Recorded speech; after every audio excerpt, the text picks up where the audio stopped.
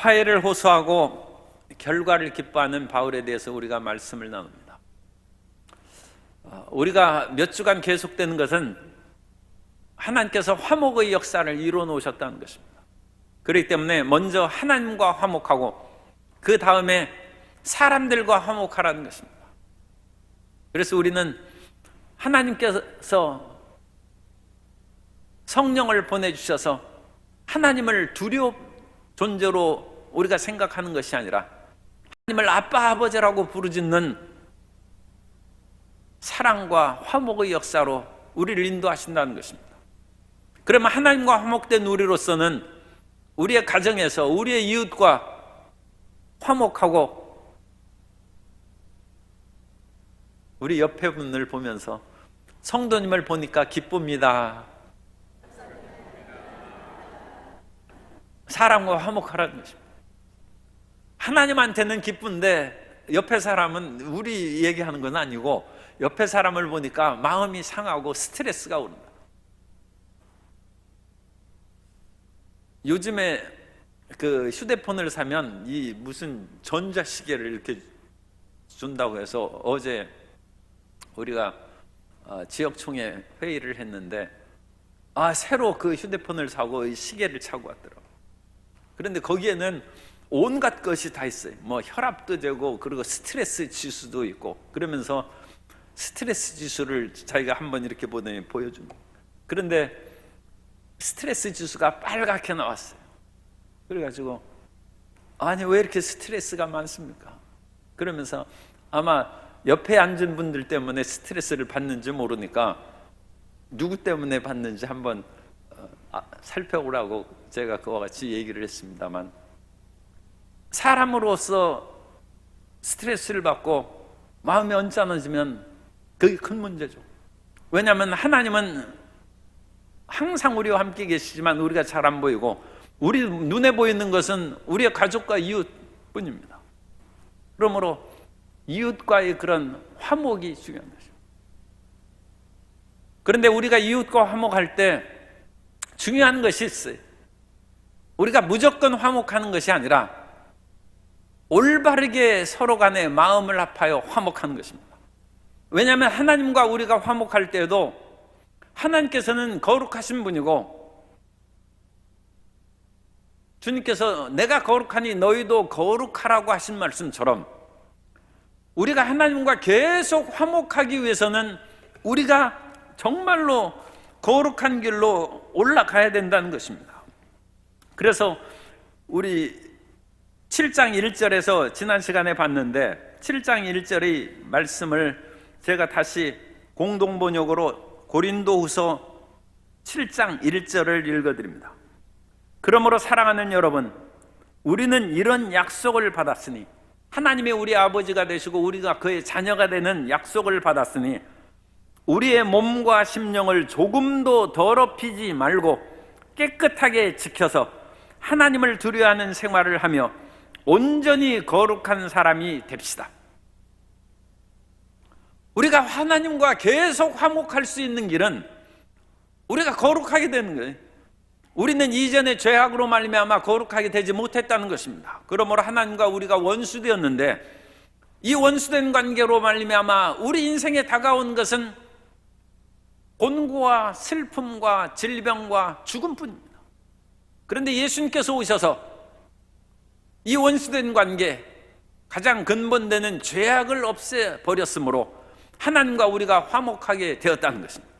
하나님과 화목하게 되었은즉 하나님께로부터 내려오는 온갖 생명과 평화와 기쁨이 넘쳐나는데 그것을 받아서 우리는 여전히 죄 중에 살아서는 안 되고 하나님이 거룩한 즉 우리도 우리 자신을 지키고 깨끗하게 하여서 거룩함에 이르러야 하나님과 우리가 계속 화목하게 살 수 있다는 것입니다.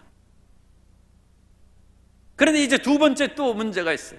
그러니까 우리 인생에 있어서 이 가장 핵심적인 이 두 가지가 하나님을 사랑하고 이웃을 사랑하는 것인데, 이 두 번째 예수 그리스도의 십자가 대속의 은혜로 이제 사람과의 화목의 문제가 남아 있으니까 사도 바울은 일찍이 내가 너희를 향하여 마음 문이 열렸다고 6장 11절에 특별히 고린도인이라고 이 바울 서신에서 3번 지역 사람을 언급한 것이 나온다고 했죠. 그 중에 하나 6장 11절에 보면 고린도인들이여 너희를 향하여 우리의 입이 열리고, 화나면 말하기 싫어요. 그런데 입이 열리고 우리의 마음이 넓어졌으니 우리 서로 화목하고, 다시 고린도 교회 안에서 바울파, 게발파, 아볼로파 해가지고 서로 반대파 있고 다투고 그렇게 하지 말고 예수님 안에서 우리 화목하게 살자, 그것을 권했는데, 다시 7장 1절에서 하나님과 화목하여 우리의 거룩함을 지키자 하면서 2절에 마음으로 우리를 영접하라. 우리는 아무에게도 불의를 행하지 않고 아무에게도 해롭게 하지 않고 아무에게서도 속여 빼앗은 일이 없노라. 사도 바울이 고린도 교인들에게 다시금 우리를 영접하고 마음에 받아들이고 화목하자는 것입니다. 그러면서 너희가 나를 반대하는 사람이 있는데 내가 여러분에게 불의를 행한 것이 무엇이 있느냐? 너희를 속이고 잘못된 것을 가르치는 것도 없고 아무에게도 해롭게 하지 아니하고 속여서 물질을 빼앗은 거나 그런 것도 전혀 없다는 것입니다. 그러므로 여러분들도 마음을 넓히고 마음 문을 열어서 나와 함께 화목하는데, 문제는 여러분들이 마음 가운데 세상을 향하고 사도 바울의 가르침에 반대해서 율법주의적인 것으로 하나님을 섬기려 하는 잘못이 있는데, 우리가 믿는 것은 예수 그리스도의 은혜로 하나님 앞에 나아가는 것입니다. 율법을 지킴으로 말미암아 하나님 앞에 의롭다함을 얻거나 주님 앞에 설 수 있는 것이 아니다. 이것은 이제 고린도인들과 교리적인 문제에 있어서의 갈등을 겪는 가장 큰 핵심입니다. 그래서 예수님의 십자가 은혜로 우리는 하나 되고 화목이 돼야지, 구약의 율법을 지킴으로 여러분과 내가 한 마음이 되고 화목하게 되는 그것은 있을 수 없다. 그러므로 우리가 화목할 때도 믿음 안에서 화목되는 것이지 이 믿음을 버리고 화목하는 일은 있을 수 없다. 우리가 주변의 모든 사람들과 화목하게 지내기를 우리는 소망합니다만, 그런 사람들이 우리에게 예수 믿는 것을 버리면 손을 잡고 화목하겠다, 그건 있을 수 없는 것이죠. 그러니까 우리 마음 가운데 예수 그리스도에 대한 신앙을 지키면서 그 사람과 화목할 수 있는 길을 우리가 모색하기 위해서 열심히 기도하고 그 사람을 권면하는 것이지, 내가 세상으로 돌아가서 그 사람과 화목하는 것은 있을 수 없다. 그러므로 3절에 내가 이 말을 하는 것은 너희를 정죄하려고 하는 것이 아니라, 이 정죄하는 것은 율법주의적인 것이나 세상에 잘못된 것으로 너희가 거기에 주저앉고 있으면서 여전히 하나님의 은혜를 받으려고 하는 그런 잘못된 태도, 그런 것들을 지적함으로 정죄하려고 하는 것이 아니라, 내가 이전에 말하였거니와 너희가 우리 마음에 있어 함께 죽고 함께 살게 하고자 함이라. 내가 주장하는 것은 나의 이념과 교리를 주장하는 것이 아니라, 예수님 안에서 우리는 죄에 대해서 죽고 예수님 안에서 우리가 함께 살고자 함이라. 그러므로 우리는 다른 사람과 화목할 때 예수 안에서 화목해야 될 줄로 믿습니다. 그래서 예수 안에서 화목되는 것은 우리의 이전의 육신의 정욕과 안목의 정욕과 이생의 자랑의 나는 죽고 예수님 안에서 거룩한 존재로 새로운 피조물로 다시 태어난 그것으로 함께 살자는 것입니다. 이것이 다른 사람과 화목할 수 있는 가장 근본적인 전제입니다. 우리 성도 여러분은 예수님 안에서 내 주장대로 그 사람을 이끌어오는 것이 아니라 예수님의 가르침대로 예수님 안에서 너희 세상에 대한 생각도 죽고 나의 세상에 대한 생각도 죽고 내가 세상에서 가진 가치관도 버리고 너의 세상에서 배운 가치관도 버리고 우리는 성경의 가치관으로 다시 살아난 것입니다. 나의 이전의 세상적인 관점은 예수님과 함께 죽고 이제는 성경의 가르침대로 예수님께서 우리에게 가르쳐 주신 대로 함께 살자는 것입니다. 그 길로 우리가 걸어 나아갈 때 진정 모든 사람들과 화목하게 지내게 될 줄로 믿습니다. 이것이 이제 마가복음 9장 50절에 보면 소금은 좋은 것이로되 만일 소금이 그 맛을 잃으면 무엇으로 이를 짜게 하리요? 너희 속에 소금을 두고 서로 화목하라 하시니라. 소금이 짜기 때문에 좋은 소금 역할을 할 수 있습니다. 그런데 또 소금이 짜기 때문에 거스리는 그런 사람이 있어요. 그렇다고 해서 소금이 모든 것과 어울리기 위해서 소금 맛을 잃어버리면 그 소금이 무슨 쓸데 있습니까? 우리가 예수님을 믿되 소금의 역할을 하지 아니하고 그 맛을 잃어버리면 맛을 잃어버린 소금은 필요 없어서 버립니다. 너희도 길에 버려져 밟히고 만다는 것입니다. 그러므로 우리는 모든 사람과 화목을 항상 꿈꾸고 바라고 그 길을 우리가 이룰 수 있도록 힘을 기울이되 우리 마음 가운데 있는 믿음을 항상 지키고 예수 그리스도의 그와 같은 가르침을 내 마음 가운데 새겨놓고 그 안에서 우리가 이웃과 화목하고 사랑하며 살아가야 될 줄로 믿습니다. 그러므로 사도 바울은 예수님 안에서 자기 주장을 하는 것이 아니죠. 예수님의 가르침을 주장할 뿐입니다. 그러므로 고린도 교인들과 사도 바울이 화목하려면 자기가 세상으로 향했던 그 마음을 버리는 것밖에 없어요. 그 마음을 버려서 그것은 사도 바울을 따르기 위한 것이 아니라 예수님을 믿는 것이 그게 근본 태도이기 때문에 예수님 안에서 세상에 대해서 너희가 죽으면 우리가 예수님 안에서 함께 죽고 이제는 예수님 안에서 함께 살고 그로 말미암아 화목하게 살아갈 수 있다는 것입니다. 그러므로 가장 큰 가치와 이 세상의 화목의 전제는 예수 안에서 함께 살아가는 것입니다. 그러므로 어떤 일에 있어서도 함께 예수님 안에서 전진해 나아가는 우리 모두가 되어야 될 줄로 믿습니다. 그러므로 사도 바울이 자기 주장을 하는 것이 아니라 예수님 안에서 이와 같은 진리를 주장함으로 4절에 보면 나는 너희를 향하여 담대한 것도 많고 그러므로 이 예수님의 말씀을 증거하는 데 있어서 뒤로 물러설 것이 없죠. 항상 마음이 담대하고 또 너희를 위하여 자랑하는 것도 많으니 내가 우리의 모든 환난 가운데서도 위로가 가득하고 기쁨이 이 예수 그리스도의 복음을 또한 대부분의 고린도 교인들은 다 받아들였기 때문에 그것이 사도 바울의 자랑거리가 되고 기쁨이 되는 줄 믿습니다. 그런데 이제 이런 일이 지금 이미 이 7장에서 기쁨을 4절에서 얘기하는 것은 고린도 사람들이 마음이 변했다는 소식을 들었기 때문에 여기 기쁨에 대한 언급이 나오는 것입니다. 그래서 그 5절에 그 이제 얘기를 하고 있습니다. 사실 사도 바울이 드로아에서 드로아는 지금의 터키에 있는 그런 지역입니다. 거기에서 배를 타고 건너가면 마케도냐입니다. 마케도냐는 이제 그리스 북쪽이죠. 그리고 드로아는 지금의 터키 지역입니다. 그래서 드로아에서 복음을 증거할 수 있는 기회가였음에도 불구하고 사도 바울이 마음이 무거웠어요.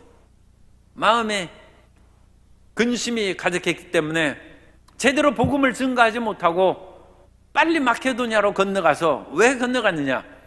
거기에서 사도 바울이 고린도 교회에 대한 형편을 알아보고 만나기로 한 디도를 거기서 찾기 위해서 사도 바울이 빨리 그 길을 건너갔다는 것입니다. 고린도후서 2장 12절 이하에 그 얘기를 하고 있습니다. 고린도후서 2장 12절 이하에 보면 내가 그리스도의 복음을 위하여 드로아에 이름에 주 안에서 문이 내게 열렸을 때 내가 내 형제 디도를 만나지 못하므로 내 심령이 편하지 못하여 그들을 작별하고 마게도냐로 갔노라. 사도 바울도 마음이 편치 못할 때가 그와 같이 있었고 근심 걱정이 많아. 우리가 이제 찬송가 493장에도 보면 하늘 가는 밝은 길이 그 찬송이죠. 거기에 2절에 보면 내가 걱정한 일이 세상에 많은즉 속의 근심 밖의 걱정 늘 시험하여도. 세상에도 걱정이 많고 마음속에도 근심 걱정이 태산 같고 늘 마음에 시험하여도 거기에서 이제 해결책은 예수 보배로운 피, 모든 것을 이긴다는 것입니다. 우리는 이 세상의 걱정에 대해서도 마음의 걱정에 대해서도 예수님의 십자가를 의지함으로써 그 모든 문제를 해결하고 다시금 우위로 향한 생명길로 천성길을 향하여 전진하는 우리 모두가 되어야 될 줄로 믿습니다. 그렇지 근심 걱정이 하나도 없이 예수님 믿는 것이 아닙니다.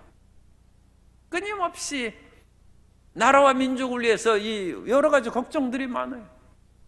교회에 대한 세상의 이야기를 보면서 근심 걱정이 많고 내 자신에 대해서도 여러 가지 삶의 문제, 건강의 문제, 가족의 문제, 생활의 여러 가지 그런 일들로 근심 걱정 없는 사람이 어디 있습니까? 그러나 그 모든 근심 걱정을 예수님의 십자가 밑에 내려와서 그리스도의 보혈로 씻음을 받고 마음의 위로와 힘을 얻고 다시금 하나님을 향하여 전진해 나아가야 될 줄로 믿습니다. 그런데 그때 하나님께서 이와 같이 드로아에서 사도 바울이 복음 증거하는 것으로 사는 사람이에요. 그런데도 불구하고 마음이 편치 못하니까 예수 그리스도의 복음을 증거하지 못하고 드로아를 떠나서 마케도냐로 갔는데 디도의 옴으로 말미암아 마음의 힘과 위로를 받았다. 그런데 온다는 뜻이 파루시아예요. 파루시아 티투라는 그런 헬라어를 쓰는데 티투라는 것은 디도의 그 소유격입니다. 그래서 디도의 파루시아. 파루시아는 우리가 그 아는 예수님의 재림을 파루시아라고 하는데 일반 명사로 파루시아는 그냥 오다는 뜻이고 이것을 특별히 더 고유명사화할 때는 예수님의 재림을 파루시아라고 합니다. 그래서 여기에서는 일반적인 뜻으로 쓰여요. 디도가 오니까 사도 바울의 마음이 풀렸어요. 그래서 우리가 신방하는 거예요. 마음이 무겁고 힘들 때 주의 종이 신방하고 또 우리 권사님 조장들이 신방해서 함께 예배할 때 수고하고 무거운 짐이 벗어지고 마음의 힘을 얻게 될 줄로 믿습니다. 그래서 그 자리는 겉으로 보기에는 곤조고 예배고 또 주의 종이 신방하는 사람이 오는 것 같지만 우리가 갈 때 성령님이 오시는 줄 믿습니다. 그래서 성령님이 오심으로 디도가 오는 그것이 중요한 것이 아니라 디도가 옴으로 말미암아 성령의 위로와 평안이 사도 바울이 위로 받는 거예요. 디도는 자기 동역자요 제자인데 제자가 와가지고 스승이 위로 받으면 되겠어요. 이거 거꾸로 된 것이죠. 그런데 디도가 온 것은 성령님이 오신 것이다. 지난 주일에 우리 주일 예배 드릴 때 쿰바야 말로 쿰바야, 그래서 쿰바야 노래를 했죠. 이 쿰바야라는 것이 come, 오라는 뜻입니다. 여기서 오는 거나 마찬가지예요. 쿰바야가 come by here, 여기에 오소서. 그래서 쿰바야 말로 주여 여기에 오소서. 쿰바야. 우리의 기도는 그겁니다. 주님, 내가 마음이 무겁고 몸이 아프고 삶이 고달프니 내게 오시옵소서. 오소서. 오늘 우리가 부른 찬송도 성령이여 내게 오시옵소서. 그래서 성령이 오셔서 이 세상의 그런 모든 고난과 환난에서 나를 이기게 하시고 진리의 성령이 오셔서 세상의 모든 거짓된 것, 세상의 헛된 것들을 다 제거해버리고 진리의 빛이 가득하게 하시고 은혜의 성령이여 오소서, 쿰바야 말로 오소서 주여 오소서. 그러니까 쿰바야 말로 쿰바야, 그것이 오소서 예수님 오소서, 그거예요. 예수님 오시옵소서, 성령님 오소서, 내게 오소서. 어린아이가 막 울고 그러는 것은 왜 울어요? 어린아이가 말을 못하잖아요. 그러니까 우는 것은 엄마 오라는 거예요. 그러니까 막 울고 그러는 엄마여 오소서 엄마야. 그건 그 노래 부르짖는 거예요. 그럼 엄마가 오면 울음을 그치는 거예요. 우리가 울며 부르짖을 때 그것이 주님 오소서 부르짖는 것이고, 우리의 울음소리를 들으시고 주님께서 우리를 찾아오십니다. 우리의 울부짖는 소리를 주님께서 들으시고 우리의 마음을 치료하시고 기저귀가 젖어 있는 것을 고치듯이 우리 삶의 젖어 있는 것을 제거하사 따뜻하게 하시고 평안하게 해주시고 두려움과 어두움 가운데 우리를 보호하사 마음의 평안함을 주시고 이끌어 주신 것입니다. 디도의 옴으로 말미암아 사도 바울의 근심이 사라진 것처럼 우리도 성령의 충만함을 받고 이웃을 찾아가서 말씀을 읽고 기도함으로 그 사람을 위로하고, 우리가 또 혼자 있을 때에는 주님께서 성령으로 우리에게 찾아오셔서 마음이 수고하고 무거운 짐을 제거하고 위로와 평안을 주시기를 주님의 이름으로 축복합니다. 그래서 6절에 보면 낙심한 자를 위로하시는, 누가 낙심했어요? 지금 사도 바울이 낙심했어요. 사도 바울 같은 이와 같은 대하나님의 사도요 종도 마음에 낙심하고 힘든 것이 있는 거예요. 그래서 낙심한 자를 위로하시는 하나님, 디도가 옴으로, 파루시아 티투, 디도가 옴으로 우리를 위로하셨으니, 그가 온 것뿐 아니요 오직 그가 너희에게서 받은 그 위로로. 그런데 디도가 온 것은 디도의 단순한 육체에 온 것뿐만 아니라 성령님께서 오셨는데, 그 성령님께서는 또 좋은 소식을 디도를 보내서 보시는 것이 고린도 교인들의 너희의 사모함과,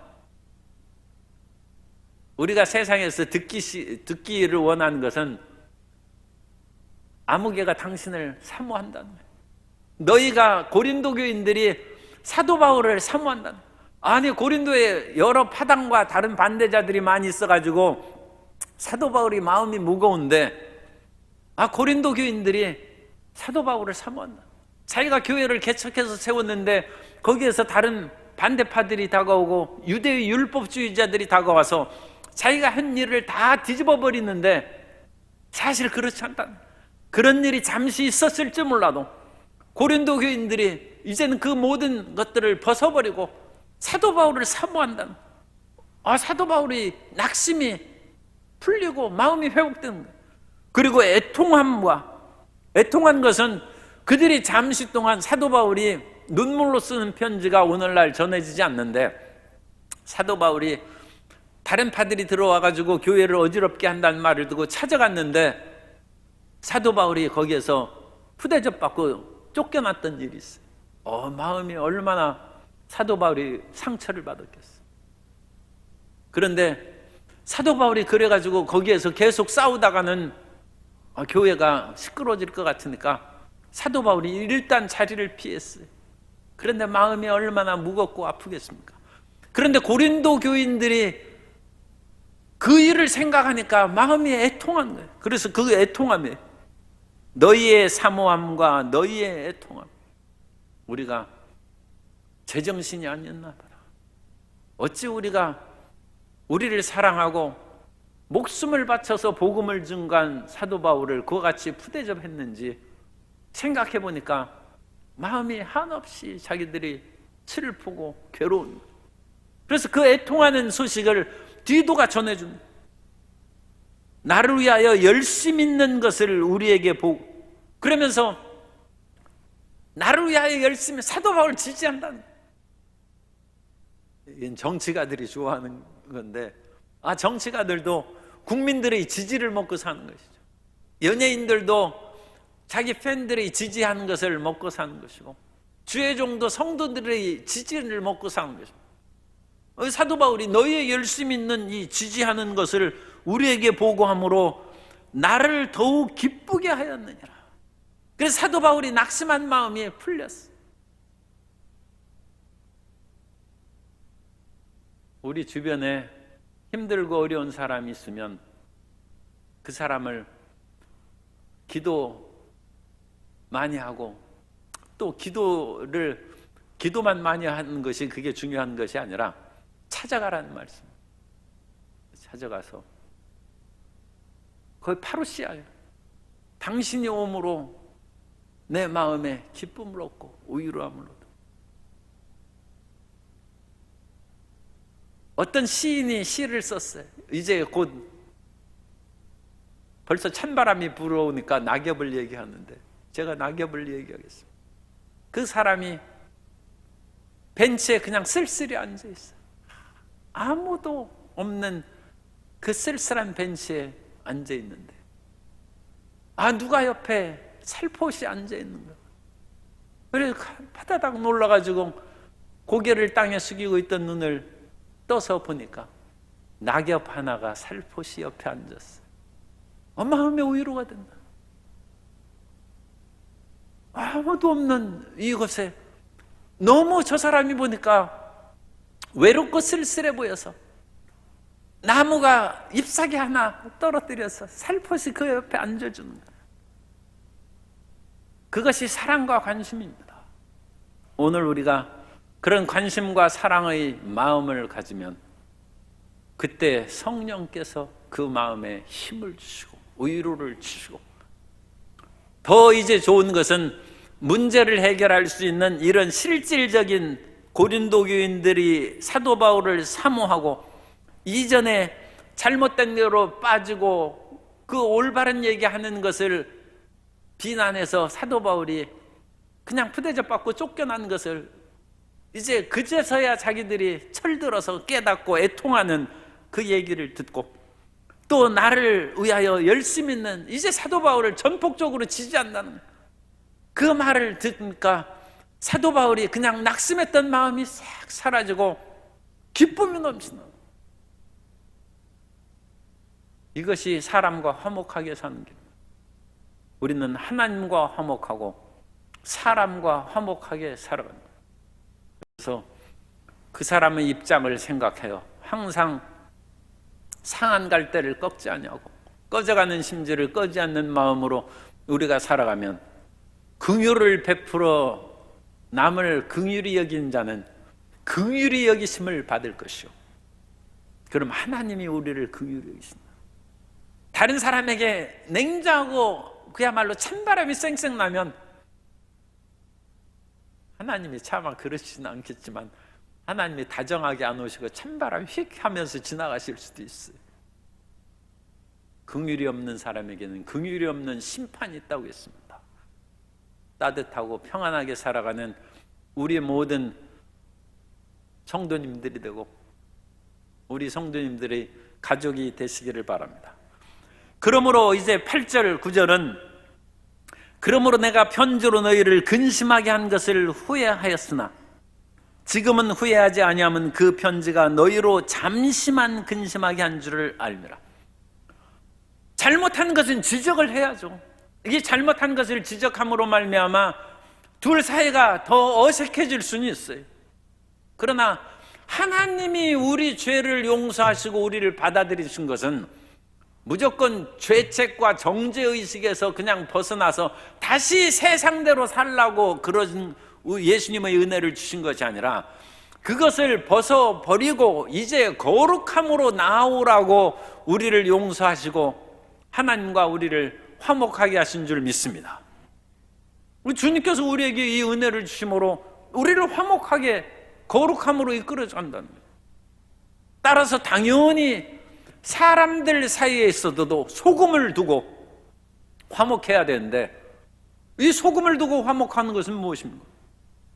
우리가 그 사람의 잘못을 무조건 받아주는 것이 아니라 그 사람이 잘못해서 돌이켜서 함께 의롭게 화목하는 것이 사람과의 화목하게 되는 길인 줄 믿습니다. 그러므로 우리는 다른 사람에게 대해서 내가 잘못한 것을 고쳐야 되고, 다른 사람과 진정 하나가 되려면 그 사람 잘못한 거 고칠 때까지는 사실은 안 된다는 얘기예요. 왜 이 사람 화목하기 어렵죠? 나도 못 고치는데 다른 사람 잘못된 걸 어떻게 고치겠어요? 그죠? 그런데 하나님은 하실 수 있어요. 세상에 불가능하게 생각했던 것이 니느웨 사람들이 회개하는 거예요. 그래서 하나님께서 요나를 불러서 니느웨 사람들에게 가서 40일이 지나면 이 성이 무너질 거라고 가서 얘기하라는 거예요. 요나는 그거 듣고 좋아했어야 돼요. 니느웨 사람들처럼 이방인이고 하나님도 모르는데 내가 가서 얘기해도 이 사람들은 안 들을 겁니다. 내가 그러면 빨리 가서 얘기하고 아주 이 사람들 그냥 좀 심하게 얘기해서 폭삭 망하는 거 내가 보겠습니다 해가지고 쫓아갔으면 좋았는데, 요나는 혹시라도 내가 말 전하면 저 사람들이 회개하고 하나님의 용서를 받으면 어떡할까 두려워가지고 요나가는 반대로 다시스 가는 배를 타갔다가 하나님한테 온통 얻어맞고 할 수 없이 요나가 니느웨 성에 가가지고 거기 갔으니까 열심으로 분명히 전도 안 했을 거예요. 그냥 듣든 말든지 40일이 지나면 이 성 무너질 것이다, 혼잣말 하듯이 했는데 옆에 사람이 이게 무슨 말이냐 귀를 기울여서 듣더니 이 사람들이 그 백성들과 온 그런 그 왕까지 회개하는 일이 일어나. 요나서 3장 4절 이하에 보면 요나가 그 성읍에 들어가서 하루 동안 다니며 외쳐 이르되 40일이 지나면 니느웨가 무너지리라 했더니 니느웨 사람들이 하나님을 믿고 금식을 선포하고 높고 낮은 자를 막론하고 굵은 베옷을 입은지라. 그 일이 니느웨 왕에게 들림에 왕이 보좌에서 일어나 왕복을 벗고 굵은 베옷을 입고 제위에 앉으니라. 생각할 수도 없는 일이 이방인 니느웨 사람들에게 일어났어요. 그래서 니느웨 사람들이 성이 무너지는 심판을 피하고 생명을 얻었어요. 그 악독한 아수르 백성들입니다. 아수르의 그런 군대가 상대방을 정복할 때 얼마나 처참하고 악랄하게 죽였는지 십자가형이 원래 아수르의 군대에서 나온 것입니다. 그런데 이 사람들이 마음을 돌이킨다. 저 사람 마음 변하겠어? 그런데 그렇지 않습니다. 니느웨 사람들이 마음을 변하는데 사람 일을 모르는 거예요. 저렇게 포악한 사람이 어찌 저래 마음을 변하나. 그런데 평소에 그렇게 하나님 믿고 하나님의 백성으로 일걸음을 받던 유다 백성들이, 그것도 요나 선지자가 더 훌륭할 수도 있습니다만 어쨌든 사람들이 알기로는 이사야가 더 많이 알려졌죠. 더 위대한 이사야 선지자가 니느웨 백성이 아니라 하나님 백성인 유다 백성들에게 얘기하는데도 유다 백성들은 오히려 반대길로 갔다는 거예요. 이사야 1장 4절 이하에 보면 슬프다 범죄한 나라요 허물진 백성이요, 지금 유다의 백성들이에요. 행악의 종자요 행위가 부패한 자식이로다. 그들이 야훼를 버리며 이스라엘의 거룩한 일을 만홀히 여겨 멀리하고 물러갔도다. 너희가 어찌하여 매를 더 맞으려고 패역을 거듭하느냐. 온 머리는 병들었고 온 마음은 피곤하였으며 발바닥에서부터 머리까지 성한 것이 없이 상한 것과 터진 것과 새로 맞은 흔적뿐이거늘 그것을 짜며 싸매며 기름으로 부드럽게 함을 받지 못하였도다. 그런데 하나님의 백성인 유다 백성들은 끝까지 자기 고집을 버리지 않고 죄악의 길로 더 나간다. 그래서 유다 백성들은 더 하나님의 큰 심판에 받고, 이사야가 얘기하는 것처럼 하나님 어느 때까지 이 성읍이 무너져가지고 그 나무가 베일 때까지 그런 일이 있을 거죠. 뭐하러 그렇게 늦게까지 회개합니까? 천부여 의지 없어서 왜 손들고 옵니까? 미리 하나님께서 조그만 그런 징계의 채찍이 나타나면 금방 회개하고 바뀌는 것이 우리도 좋고 집안도 좋고 이웃도 좋고 모두 행복하게 될 줄로 믿습니다. 그래서 사도 바울이 지금 고린도 교인들에게 저들의 잘못을 지적함으로 근심하게 했으나, 그래서 근심하게 한 그것을 하면서 사도 바울 마음도 아파요. 부모가 자식을 책망하고 근심하게 너 이런 식으로 살아서 되겠느냐, 그렇게 한 후에는 자식이 식욕을 잃고 밥 안 먹는 것을 보면 부모의 마음도 아프죠. 그렇다고 해서 자식을 항상 잘한다고 얘기하고 한마디도 책망하는 일이 없으면 아도니아 꼴이 돼.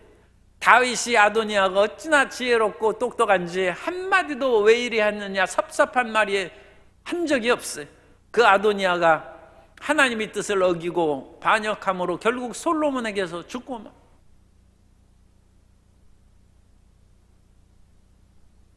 사람이 완벽할 수 없으므로 선생이 학생들을 교육해야 되고, 학생들은 부족한 것이 어마어마하게 많으므로 학교 다니고 교육받는 것인데 그것을 못하면 자식 안 가르친다는 얘기죠. 부모가 자기 자식이니까 너는 왕의 DNA를 가졌다, 손대지 말고 다른 사람에게도 손대지 말라, 자식 죽이는 것이죠. 이사야가 유다 백성을 책망하고 사도 바울이 고린도 교인들을 근심하게 했습니다. 그러나 그 근심으로 말미암아 고린도 교인들이 제정신을 차리고 바르게 되었다. 그러므로 내가 너희를 근심하게 한 것이 잠시 동안 근심하게 한 것뿐임을 알고 지금 내가 기뻐함은 너희 근심하게 한 까닭이 아니오 도리어 너희가 근심함으로 회개함에 이른 까닭이라. 너희가 하나님의 뜻대로 근심하게 된 것은 우리에게서 아무 해도 받지 않게 하려 함이라. 마음을 강팍하게 갖지 말고 하나님 앞에 항상 부드럽고 회개하고 순종하는 마음을 갖는 저와 여러분 되시기 바랍니다. 하나님은 끝까지 우리를 고치십니다. 우리가 하나님보다 강한 자입니까?